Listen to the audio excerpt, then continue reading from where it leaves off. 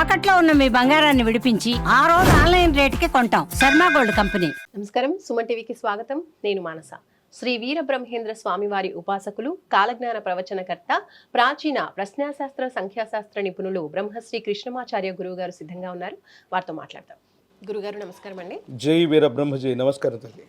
గురుగారు, శనివారం పుట్టిన వ్యక్తులు, మహిళలు కావచ్చు, అంటే అమ్మాయిలు కావచ్చు, అబ్బాయిలు కావచ్చు, వాళ్ళ మనస్తత్వం ఎలా ఉంటుంది, అలాగే అంటే వాళ్ళ జీవితం ఎలా సాగిపోతుంది అంటారు? శని భగవానుడి యొక్క హోరతో మొదలైన శనివారం పూట జన్మించిన జాతకులు సాధారణంగా శ్రమైక జీవితానికి అలవాటు పడ్డవాళ్ళు అయి ఉంటారు. కష్టాన్ని నష్టాన్ని ఓర్చుకోగలిగినటువంటి ఓర్పు సహనాన్ని కలిగి ఉంటారు. శని యొక్క విశేషవంతమైనటువంటి స్థితిగతి ఏమిటంటే, శ్రమైక జీవనంతో పాటు అత్యంత క్రమశిక్షణతో కూడిన జీవిత విధానాన్ని గలపగలిగినటువంటి వాళ్ళు కూడా ఈ శనివారం పుట్టిన వాళ్ళు కానీ శనిగ్రహ జాతకులు కానీ తప్పకుండా అయి ఉంటారు. ప్రత్యేకించి సేవకా వృత్తుల్లో ఉన్నటువంటి వాళ్ళు, పనులు చేసుకునేటువంటి వ్యక్తులు, కష్టతరమైనటువంటి శరీరాన్ని, కండరాల్ని శారీరక బలంతో చేసే అనేక రకాలైనటువంటి పనుల్ని చేయగలిగిన వాళ్ళందరూ కూడా విశేషంగా ఒకటి శనిగ్రహ జాతకులు కానీ శనివారం పుట్టిన వాళ్ళు కానీ తప్పకుండా అయి ఉంటారు. వీళ్లకు భావోద్వేగాలు ఉన్నప్పటికీ కూడా పరిస్థితులను బట్టి జీవితంతో రాజీ పడుతూ ఉండటం, మౌనంగా ఉండటం, వాళ్లకు సంబంధించినటువంటి కర్తవ్యాన్నే దైవంగా భావిస్తూ ఉండటం, జీవితంలో ఎటువంటి కష్ట నష్టాలు వాటిల్లుతున్నప్పటికీ ముందుగా కష్టాలను తెలుసుకొని వాటికి కూడా సిద్ధమైపోతూ ఉండటం ఈ శనివారం పుట్టినటువంటి జాతకుల యొక్క ప్రవర్ధనలో ఎక్కువగా ఉంటూ ఉంటుంది. చాలామంది మనిషి సంఘజీవి అని చెప్తాం. మనుషులందరూ కూడా ఒకానొక దగ్గర కూర్చుంటాం, మాట్లాడుకుంటాం ఇంకోటి. కానీ చాలామంది ఒంటరిగా ఉండటం, ఒంటరిగా గదిలోకి వెళ్ళిపోవటం, జీవిత పర్యంతం కూడా ఒంటరిగా జీవించటం, స్నేహితులు లేకపోవటం, బంధువులతో కలవకపోవటం, మానసికమైనటువంటి ఉద్వేగానికి లోనవ్వటం, వీళ్ళందరూ కూడా శనివారం పూటే జన్మించి ఉండేటువంటి వాళ్ళలో ఇలాంటి లక్షణాలు ఎక్కువగా ఉంటాయి. బాగా కష్టపడతారు, బాగా ఆలోచిస్తారు, భావోద్వేగాల్ని నియంత్రించుకోగలుగుతారు. కానీ వాళ్ళ మనసులోని భావాల్ని మాత్రం ఏ ఒక్కరితో కూడా పంచుకోవడానికి వీల్లేకుండా వీళ్ళు ఒంటరిగా జీవించేటువంటి జీవన విధాన మార్గాన్ని వీళ్ళు ఎంచుకుంటారు. వీళ్ళతో వీళ్ళు సంభాషిస్తారు, ప్రకృతితో సంభాషిస్తూ ఉంటారు. వీళ్ళ యొక్క ఫ్రీక్వెన్సీకి తగినటువంటి మైండ్ సెట్ కలిగినటువంటి వ్యక్తులు వాళ్ళు చుట్టుపక్కల ఎవరు లేకపోయినట్టు మాత్రం ఒంటరిగా జీవితాన్ని గడిపేటువంటి ఆలోచనలతో ఉంటారు. చాలా నమ్మకస్తులు, అత్యంత కఠినమైనటువంటి పనులను కూడా చేయగలిగినటువంటి సమర్థత శనివారం పుట్టినటువంటి వ్యక్తుల్లో ఎక్కువగా ఉండే అవకాశం మనకు కనబడుతుంటుంది. మరి శనివారం పుట్టిన వ్యక్తులకి అంటే వాళ్ళు ఏ రంగాల్లో రాణించగలుగుతారు, ఎలా పయనించగలుగుతారు? శివాయ బ్రహ్మణే నమ.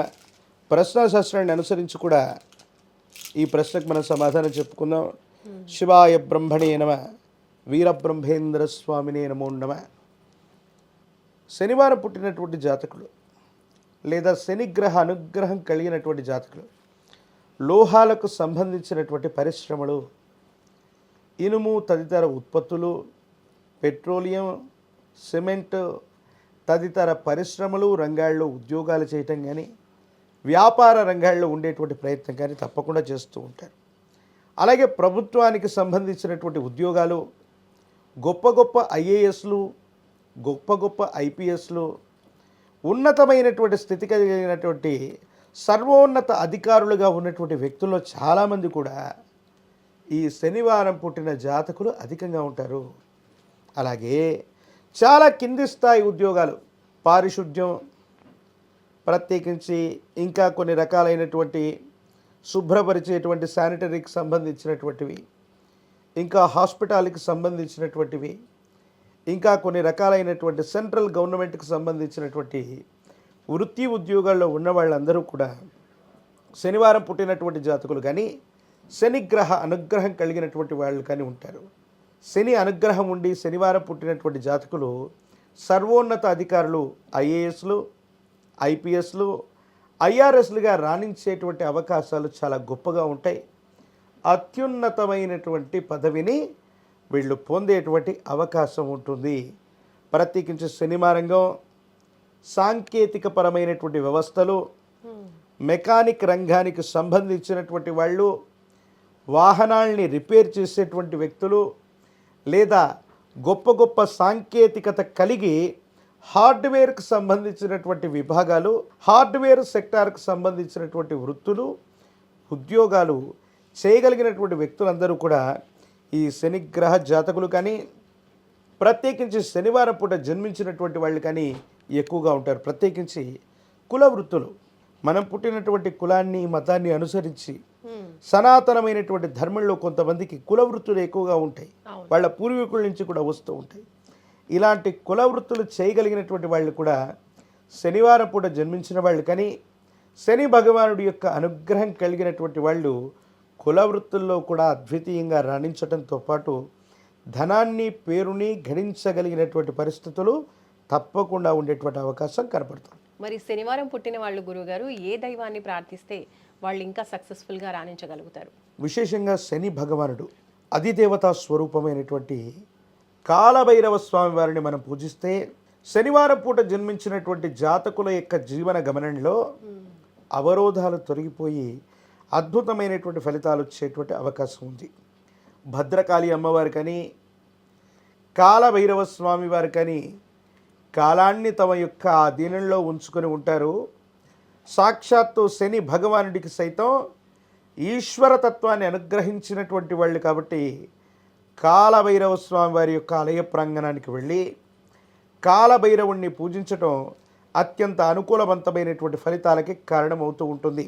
ప్రత్యేకించి శనివారం పూట జ్యేష్ఠ సమేత శని భగవానుడి యొక్క ఆలయ ప్రాంగణం ఉన్నటువంటి చోట కానీ, నవగ్రహాలు ఉన్నటువంటి శివాలయానికి వెళ్ళి నువ్వుల నూనెతో కూడినటువంటి మిశ్రమం చేత శని భగవానుడికి అభిషేక క్రతువు నిర్వహిస్తే చాలు జాతకంలోని సర్వ అరిష్టాలు తొలగిపోయి అనుకూలవంతమైనటువంటి ఫలితాలు తప్పకుండా లభించేటువంటి అవకాశం కనపడుతుంది. ధన్యవాదాలు గురుగారు. జై వీరబ్రహ్మ జై గోవిందమాంబ జై. చూసారు కదండి, శనివారం పుట్టిన వ్యక్తుల యొక్క మనస్తత్వం ఎలా ఉంటుంది, వాళ్ళ జీవితం ఎలా ఉంటుంది, ఏ రంగాల్లో సక్సెస్ సాధిస్తారు అనే విషయాలని మనం తెలుసుకున్నాము. చూస్తూనే ఉండండి సుమన్ టీవీ. నమస్తే.